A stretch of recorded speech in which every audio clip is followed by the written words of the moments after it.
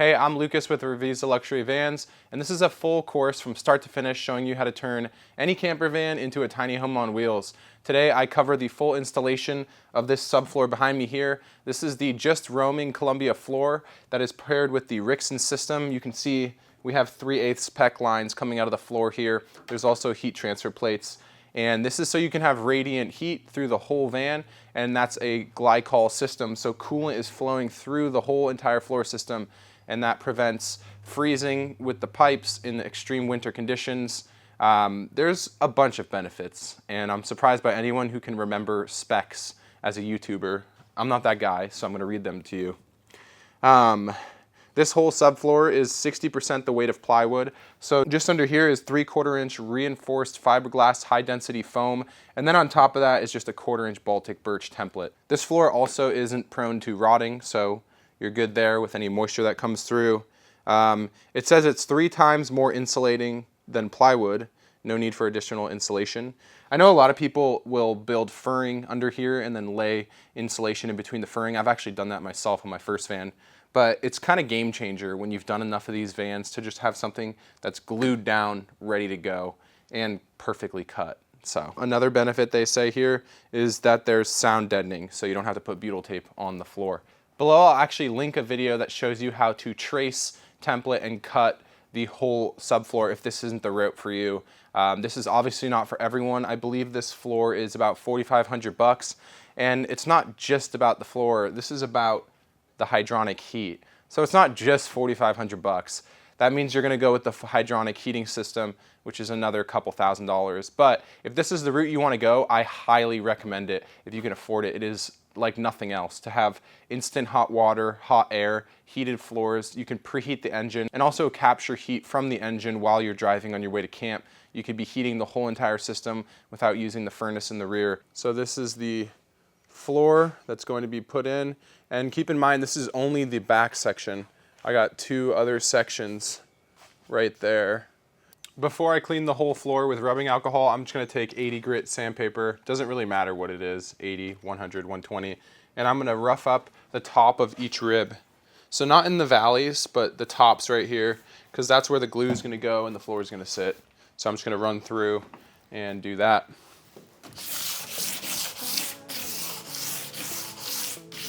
Just really quick and easy.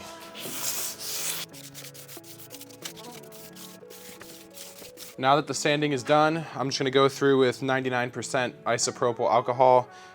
Just a tip for van builds, I buy about 12 of these per build. You can't have enough isopropyl alcohol.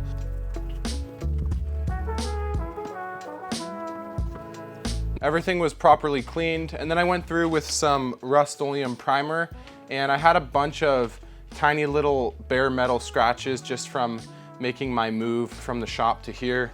And I wanted to make sure to get all of that taken care of now, because if there's any condensation or moisture under the floor into the future, over time, you don't want bare metal showing. So make sure to cover up any bare metal that you may have.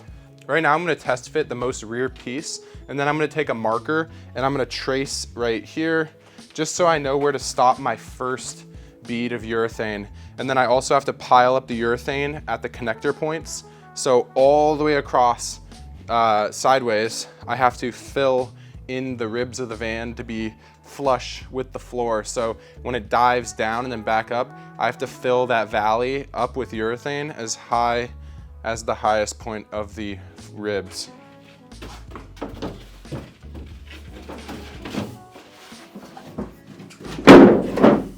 So I have the holes that come with the floor lined up with the factory bolts. I haven't removed them yet.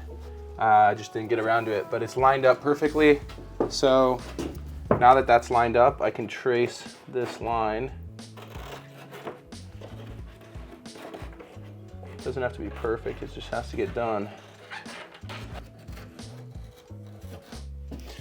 All right, now I can take this out.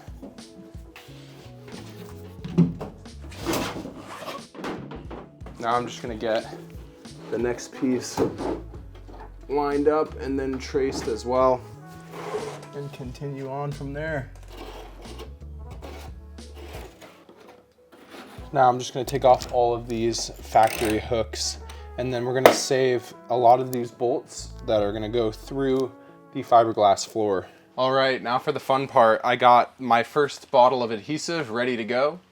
Chop the top off, and now I'm just gonna apply a thin bead of this adhesive on the top of every rib. And then where I traced that line on each piece, I have to fill in level all the way across so that when you step on it and it's dry, it doesn't bend. So let's do it.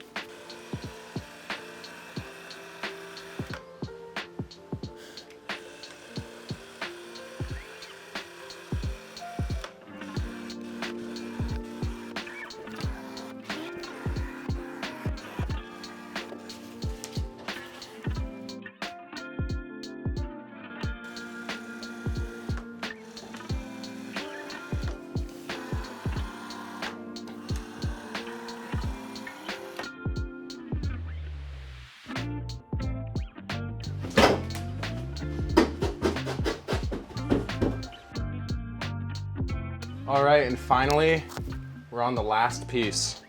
Everything should go smoothly here.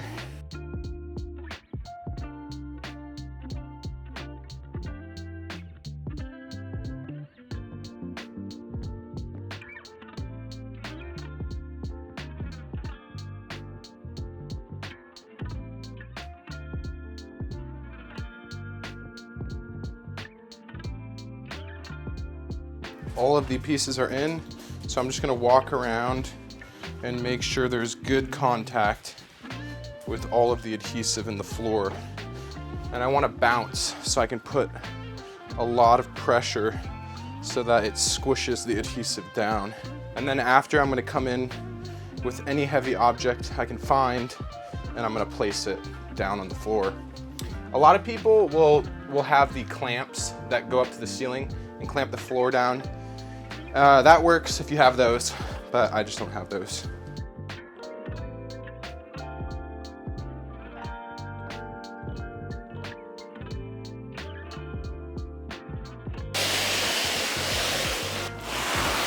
I'm gonna let this sit overnight to dry, and in the morning I'll be able to hit the heat transfer plates and the PEX lines in. So I'll see you guys tomorrow. All right guys, so I let this dry overnight and I pulled everything off already. Now I'm gonna hit these aluminum heat transfer plates in, and then right after that goes the 3/8 PEX. I'll bring you guys close so you can see just how they mark the location for each of these heat transfer plates. It's really straightforward, you can't miss it. And then after all of that, we're gonna put the 1/4 inch Baltic birch floor on, and we're tapping those in with 3/4 inch stainless steel screws. All right, so the camera is barely picking it up, but you can see there's a faint line right here that runs across, and that's where you're gonna fit the heat transfer plate right up to that line, and then hit that into place. And then there's gonna be a ton of these all over the floor. So I'm gonna go ahead and hit all of those in right now.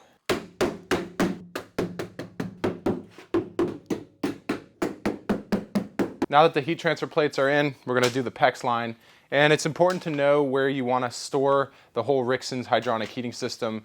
For me, I chose to do it on the side of the sink and the shower in that rear bench, and that happens to be on the driver's side right here. This floor actually ships with an option to come out at any end now. Before you had to choose, and then you were stuck with that location, but now they have passenger, driver, middle, and front right behind the driver. So you have all these options as to where you want the piping to come out, and that's gonna be where all of your components are stored as well.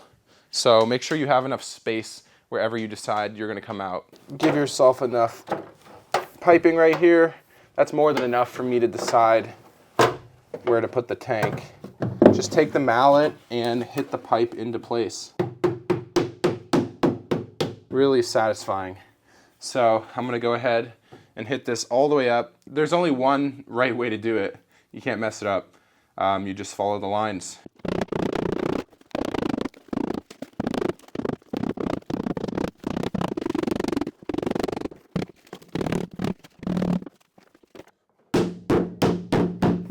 All right, now I'm gonna just cut the pipe before I finish it, just because it's getting too tangled here. All right, so that's it for the pipes and the heat transfer plate. That took me probably 25 minutes. I was just dealing with the pipe like spinning and bending and just unkinking that the whole way through. It was kind of a nightmare. But either way, we got it done. So we got the subfloor, the PEX lines, the heat transfer plates. I'm gonna show you a close-up and then we're on to the Baltic birch 1/4 inch that goes on top of this. All right, so here's what I was saying. This is if you wanna come out the passenger side. I chose to come out the driver's side. This is how I started, that direction, and then it comes right around here and ends. There's no wrong way to do that. And then let me give you a close-up. This is what it looks like inside the heat transfer plates. And you can see they only added the plates in the middle, and on either end we have 2 pipes running. That's because your walkway is mostly going to be in the middle here. So, pretty cool. So there is the driver's side front chase if you want to come out there. You can also come out in the middle on either side.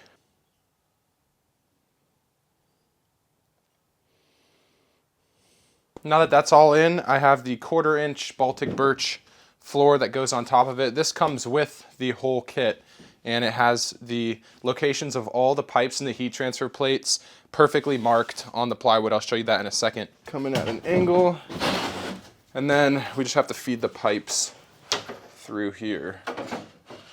Pretty simple. There we go. And I really like their new design. They have all of these little square cutouts, and then they actually give you these extra pieces to fill in after the fact. So I can hammer those all in for any of the squares that I didn't use. That's just to give you full freedom for where you want these pipes to come out. Right now I'm gonna get all these floor pieces in, and then we're gonna countersink and screw this down with stainless steel screws.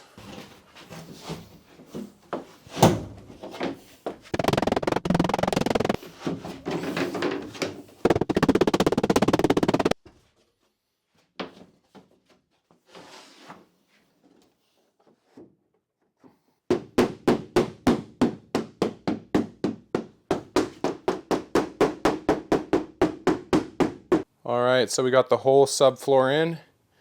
It's probably about the easiest subfloor install you could possibly get. Of course, that's because everything is CNC cut already.